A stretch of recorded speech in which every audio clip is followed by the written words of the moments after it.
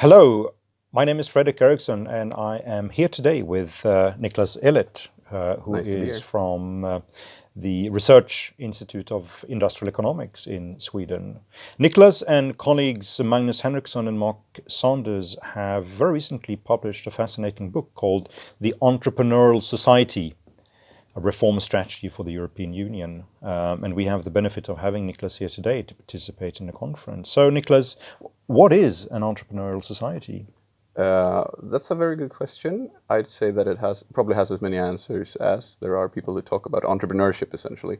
What I think of when I think about this is essentially this conversation that's been part of the EU basically since its inception, which is what is the EU supposed to do? What's it supposed to be about? Is it from peace to prosperity, or is it something that feels like it's been more emphasized recently, which is the word protection?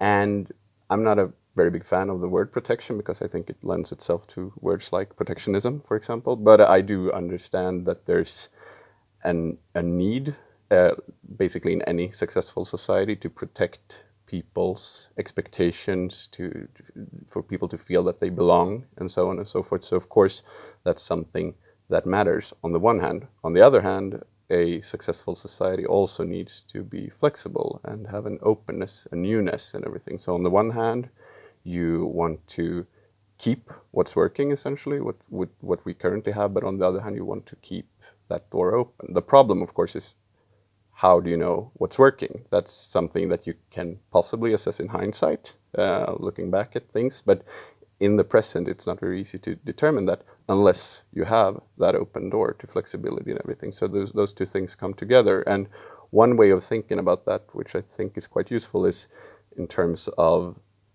an immune system, essentially. A body, when you get an infection, at first you're sick, and then eventually your immune system actually grows stronger. It creates antibodies, and you eventually learn to cope with this new thing. And I'm not saying that entrepreneurship and innovation is analogous to bacteria, but still they act in a similar way like stressors, which are very, very useful in the sense that they challenge both, for example, existing firms, force them to improve their operations and become better, but they also challenge existing institutions and existing political systems and policymakers, of course. So say, for example, a firm like Uber, for example, it establishes itself in taxi markets around the world, and incumbent taxi firms have no idea what to do about that.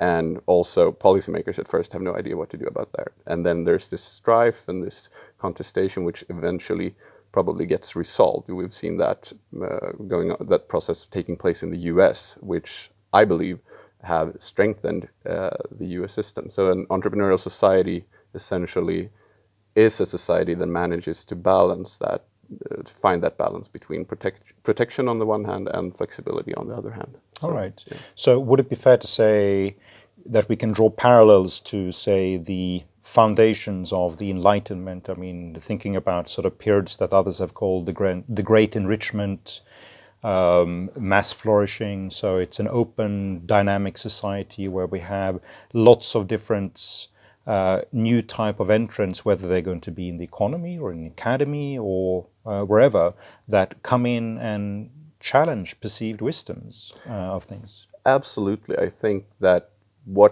without sounding too modest, this book is sort of written in the same vein as books by people like Joel Mokyr or Jerry McCloskey, who talk about precisely these things, and going back and looking at what caused the Great Enrichment, what created the modern world, essentially.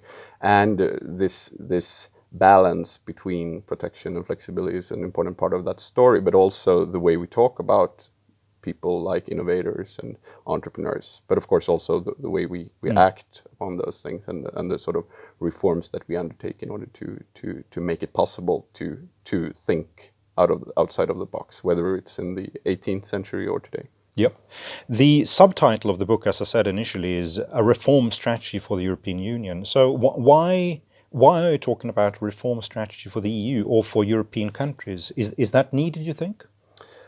I think so at this point. The EU is an important actor in the global world. Of course, things are complicated by the fact that the EU does not operate or act or speak with one voice in any way, which is why we take, I think, pretty good care in the book to be specific about whether the proposals that we offer, whether they should be acted upon by, say, the individual member states, or at the sort of natural level, or even at the regional or even municipal level. So we offer essentially a menu of policy suggestions. In total, I think it's 50, and they cover 6 very broad policy areas. So you have rule of law and property rights, taxation, social security and employment legislation, entry and exit markets, human capital,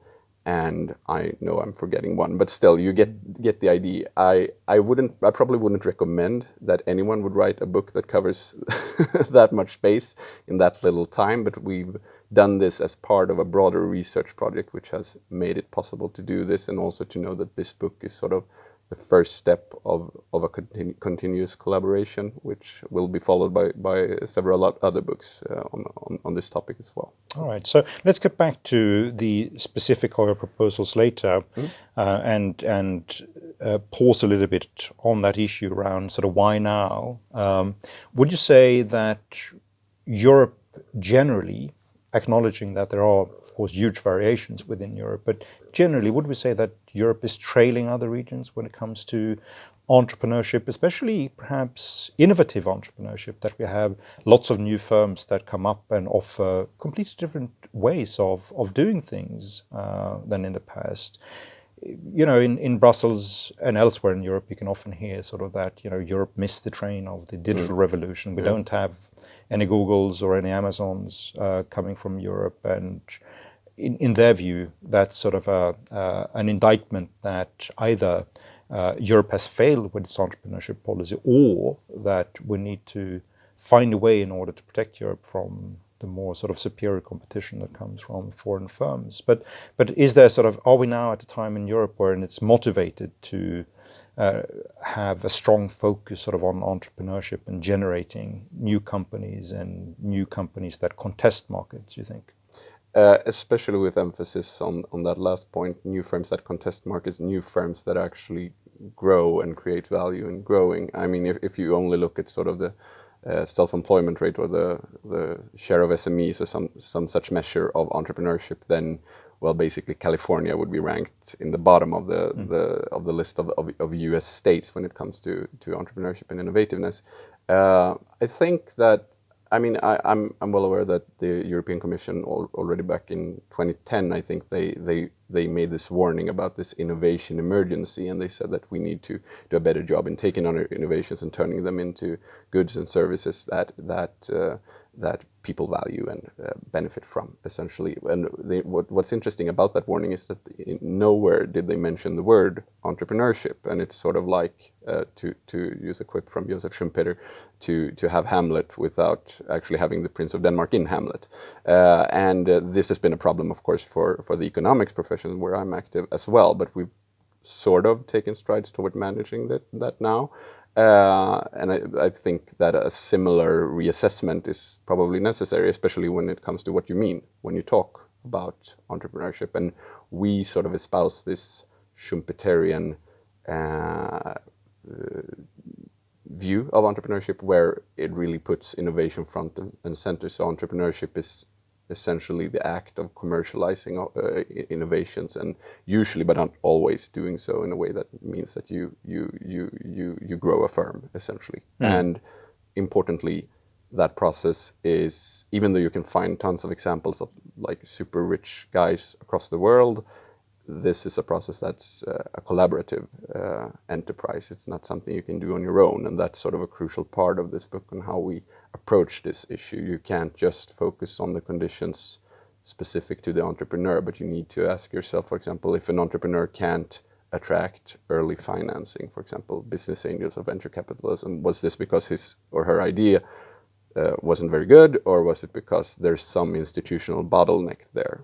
And the same thing for attracting, for example, key employees or later state financiers or collaborators of other kinds. We always ask, so is this because there's a bottleneck there? And this, we feel, was a very useful approach in order to identify these areas that are in particular need of reform.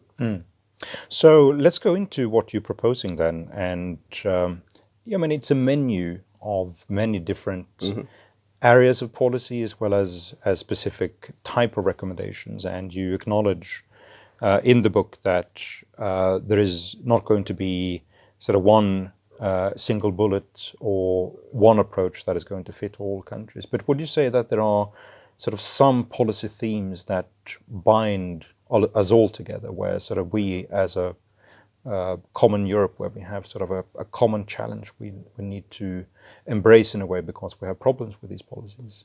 Definitely. I'd say that it's not a coincidence that the very first proposal we offer is about the rule of law and the protection of property rights, given the very depressing development that we've seen in the past few years, especially with Eastern member states. This phenomenon of institutional backsliding, essentially, and this is something that if you don't get these very fundamental conditions right, well, then you can ask yourself whether there's any real point to many of the other proposals.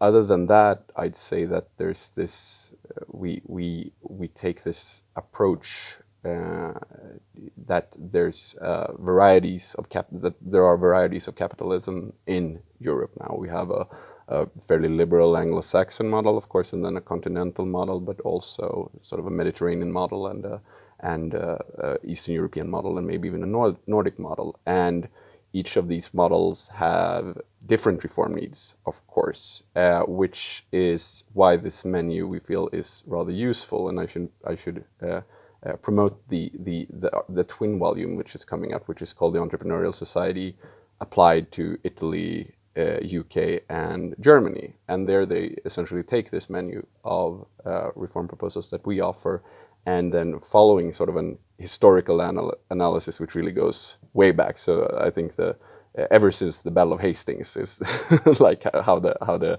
chapter on the UK starts, but with that perspective, and they take a really like long, thoroughgoing institutional analysis, and then essentially, okay, so they identify the bottlenecks that are particular to the UK or Italy or Germany, and then they choose essentially a la carte from this menu of policy suggestions and apply those that are particularly relevant to that particular country or that particular region even. And hopefully it's going to be more of those types of exercises in the future. So that's kind of cool and exciting. All right. Yeah. Very good. Thanks so much for joining us. Thank you.